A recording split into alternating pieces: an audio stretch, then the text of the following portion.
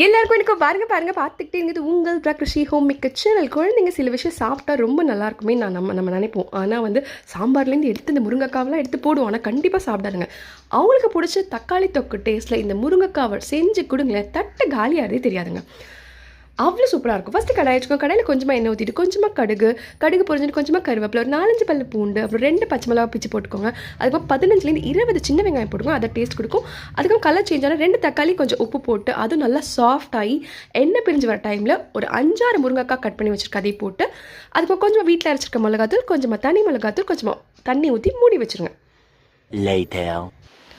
ஒரு 10 to 15 மினிட்ஸில் சூப்பராக முருங்கைக்காய் நல்லா சாஃப்டாகி வெந்திருக்குங்க. பாருங்கள், பார்க்கவே சூப்பராக இருக்கலாம். சின்ன வெங்காயம் முருங்கைக்காய் எல்லாமே இதில் அப்படியே கொத்தமல்லி தூவி இறக்குனீங்கன்னா சூப்பரான முருங்கைக்காய் காரத்துக்கு ரெடிங்க. இது சுட சுட சாதத்தில் நெய் போட்டு இந்த முருங்கைக்காய் தொக்கை போட்டு கொடுங்களேன், தட்டு காலியாகவே தெரியாதுங்க.